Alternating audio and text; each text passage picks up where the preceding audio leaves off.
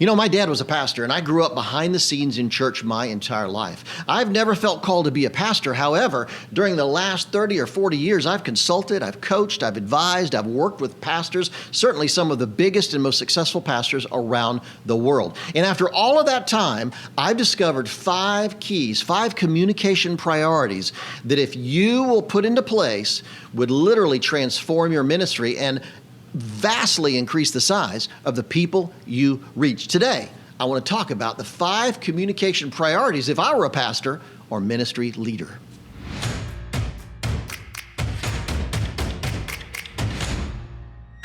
Hi, I'm Phil Cooke, and welcome to this episode. Go to my blog at philcooke.com to find out the latest of what's going on in my life and in the teaching and the work that we're doing. We've just recently done a facelift at philcooke.com. Remember, I'm Cooke with an E, so I'd encourage you to check it out. It's easier to see stories from the past that may relate to you. We have a little random story generator at the bottom that's pulling up blog posts that we've done even sometimes years ago, but are still relevant if you're a communicator, if you're a filmmaker, if you're a church leader, a ministry, nonprofit leader. I'd encourage you to go to philcooke.com and check them out. As I said, I've never been a pastor in my life. My dad was a pastor. I've grown up behind the scenes in churches for years and years and years.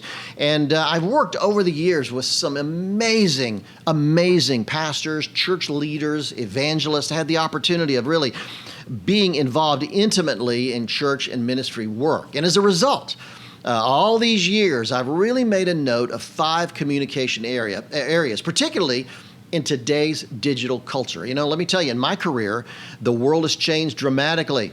Changed dramatically in the age today of social media, in the age of web, in the age of digital media, all that stuff. Everything has changed about how you get your message out there. So in light of that, I want to talk today about the 5 communication priorities I would have if I were a church leader or a pastor or a marketing or a communications person within a church or a ministry or nonprofit. These are the areas I think would be most important for helping your message reach a greater audience. Number 1, you need to learn how to lead creative people.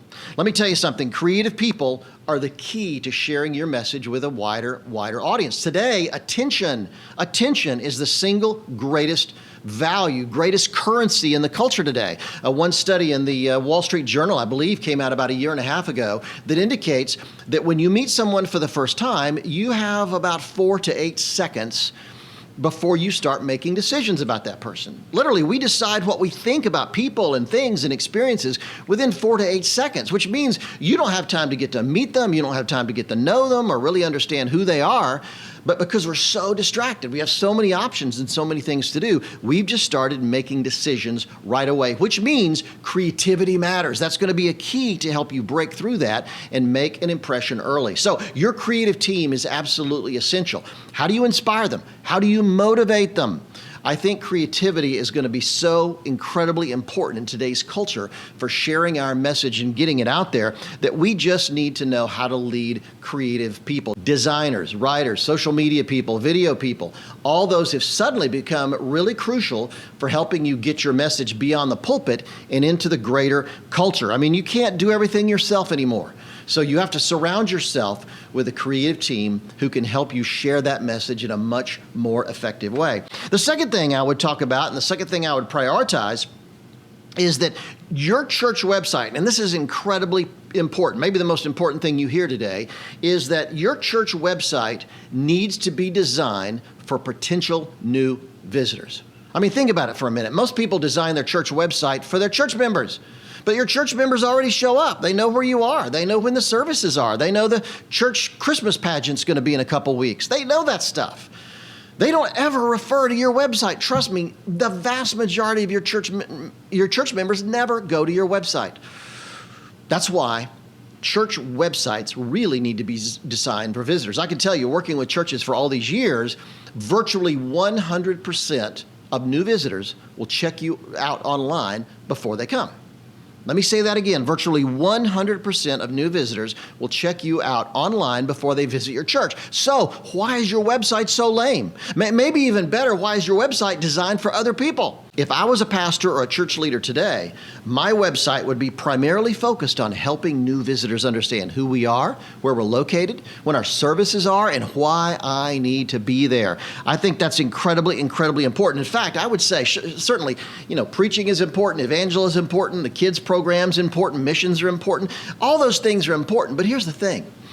If your website is the primary reason most people decide to come, if what they learn from that site, what they experience on your website is the primary reason most people decide to visit, maybe your website needs to be the best thing you ever do. If you're interested in growth, if you're interested in impacting your community, your website needs to be focused on new visitors. The content they need, certainly deeper down into the site, you can have stuff your church members want. But the fact is, everything that's easy to get to, everything that's on the surface, everything that's immediately available on your homepage should really be geared toward a potential new visitor. Who you are, what time things happen, what you're about, and why they should visit. If you could do that, you'll see growth happen right away. Number 3. Another important communication priority is understanding that your Sunday message, or I should say the pastor's Sunday message, is the point of the spear when it comes to every communication platform of the church. Now, let me give you a little insider information. This is a challenge that I see all the time. One of the biggest challenges I encounter when I go work with churches around the country is that on Sunday morning, the pastor will get up and preach. And maybe the message is on forgiveness. Let's say he gets up and preaches a very compelling message on forgiveness. The problem is, the following week, social media is sharing another story. The website tells another story. The video people, they're telling another story. The bulletin, the print mail, whatever communication platforms are all telling different stories, which means it's like going into battle, but aiming your guns all in different directions. It simply means you're not going to make an impact at all. You're not going to make a dent because all of your guns are aimed in different directions. Churches that blow up, churches that grow, churches that really impact their community are churches that have learned to aim all their guns in one direction. So what does that mean? That means when you get up in the pulpit or your pastor gets up in the pulpit on Sunday and preaches a message, again, maybe it's on forgiveness, your social media needs to reflect that message that week. Your website needs to reflect the message. Your bulletin, your print materials, anything that goes out from a communication perspective about your church needs to reflect that message. Can you talk about other things? Sure. You can talk about the youth program. You can talk about the Christmas pageant, the Easter special, whatever you're doing. But the truth is, you need to filter everything through the lens of the message the pastor preached. When you do that, you are suddenly aiming all of your guns in one direction, and let me tell you, that will make an impact. Now, let me tell you something I think is really important. Seth Godin, my friend Seth Godin, who's a brilliant marketing director, wrote a great endorsement for one of my books, The Last TV Evangelist. He says that the familiar is normal and the normal is trusted. Let me say it again. The familiar is normal and the normal is trusted. What Seth is saying is repetition builds trust. Now, this is incredibly important. And I'll tell you why. When I go into a lot of churches, the media team or the communications team will always, almost always pull me aside and say, I'm so sick of the pastor talking about this message. I'm so sick of him telling about how he came to Christ early in his career. I'm so sick of him telling how he started the church. Well, let me give you a secret. About the time your internal team is sick of hearing a pastor's message, that's when it's just starting to break through on the outside. Repetition is your friend. People need to hear your message over and over and over and over again. It is not, in fact, it's funny. I have many clients. We work with many churches that have television ministries. And they often complain about doing reruns. They don't want to rerun anything. They want every weekly program to be fresh and new. But the truth is, in my experience, even your hardcore viewers, your mom, for instance, even your hardcore viewers only watch you 1 or 2 Sundays a month. Which means when you're replaying that television show, you're not replaying. It's not a rerun. It's really It's really playing for the first time for a huge audience out there.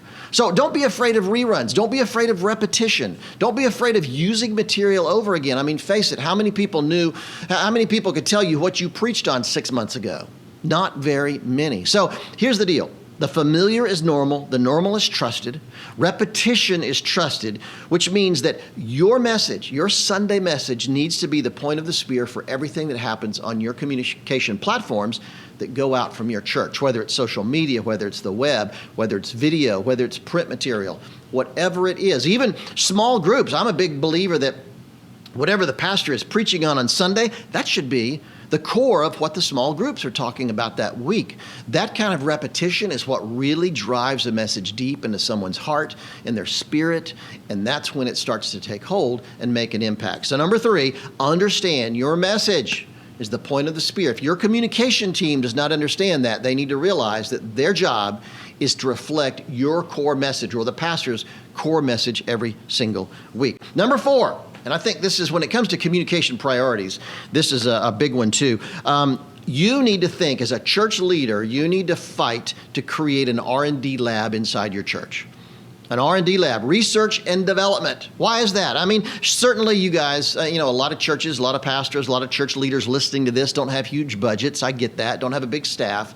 But you need to start cultivating a culture in your organization, in your church, where we need to try a lot of things. Some of them are going to fail, but we need to have a healthy culture where failure is encouraged as long as we're expanding our tent pegs, as long as we're moving out and taking new ground.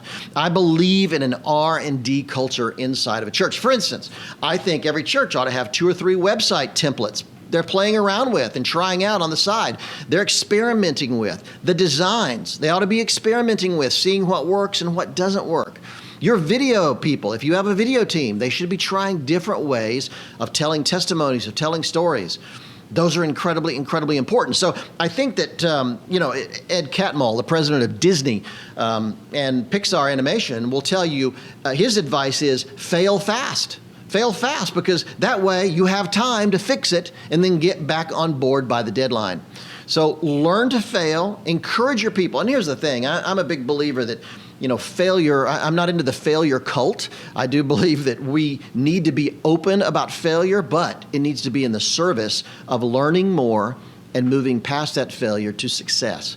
So create an environment where your people are encouraged to try new things. A virtual R&D lab is an incredibly important thing. I think that if you can do that, you'll see real growth in your church, because suddenly your creative people will be released to do amazing things. The bottom line is encourage your creative team to worry less about failure and more about creative thinking. That's when you'll start seeing some breakthroughs in your church.